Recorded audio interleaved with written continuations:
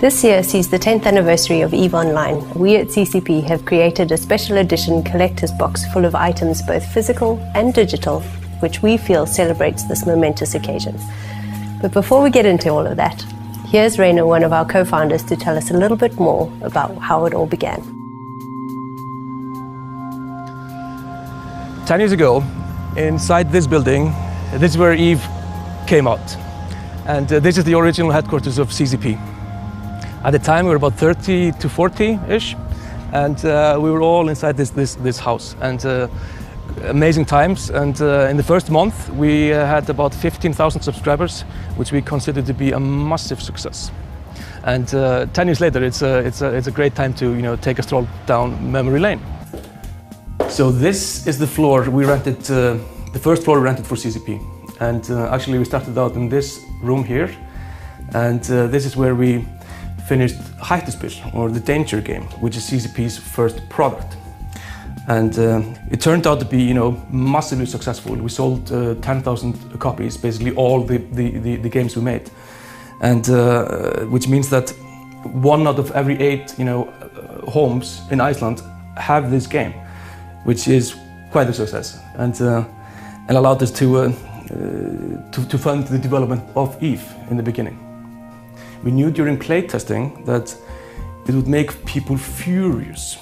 It's a hardcore PvP game for families, right? And what we saw during playtesting was that people would come and play, and if they were friends before, they would not be friends after they played it. And we thought, yes, we have something magical. So the first days of CCP were quite interesting, and they actually take place in this very room. This is the room where the first line of code was written by Matti, our lead programmer, and it was written literally right here. I don't remember exactly what the line was about, but it was so important that after it was written, we immediately went and celebrated. So we went down to Circus, which was our bar, which is so nicely located right next door to the office, and became quite the meeting place and brainstorming place.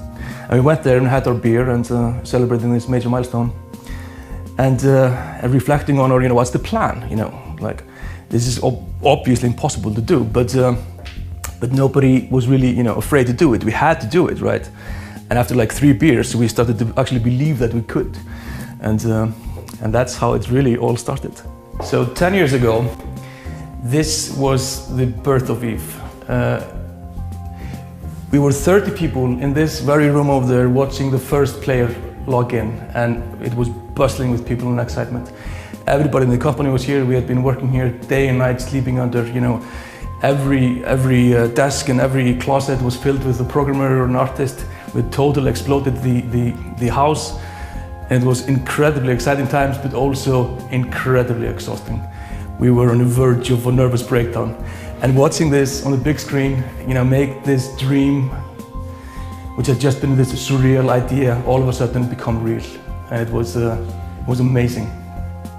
The Into the Second Decade book is 200 pages, hardcover, telling the entire development history of EVE Online. Every expansion is covered. There's artwork, screenshots, concept art, some of which probably hasn't been seen, character portraits, in-game events, community websites. Hopefully that everything that's happened in New Eden and the wider EVE world has been covered in some way. I definitely think the Rifter is one of the most visually iconic ships of EVE. It has like these really powerful shapes, negative shapes which are really common for Minmatar, construction beam-like railings, and of course the antennas for struts. I'm really excited that the Rifter is a part of the 10 years collector's edition, and it's amazing that a ship like that was created 10 years ago by a bunch of guys in a small office with big dreams is now something physical that you can hold in your hands. Well, those are some of the reasons that we selected the items that we did. As you saw, we have the Rifter Hub, the board game that Rainer mentioned in the beginning, and the book on the history of EVE. As well as that, we've also got a high-quality recording of the EVE music performed by an 80-piece symphony orchestra, which helped kick off FanFest this year. And as I mentioned earlier, there are also a number of digital items, not just for Eve, but for Dust as well. And these include both clothing, blueprints, weapons, and much, much more. If you'd like to order the special edition collector's box commemorating the last 10 years of Eve, visit our online store at store.eve.com.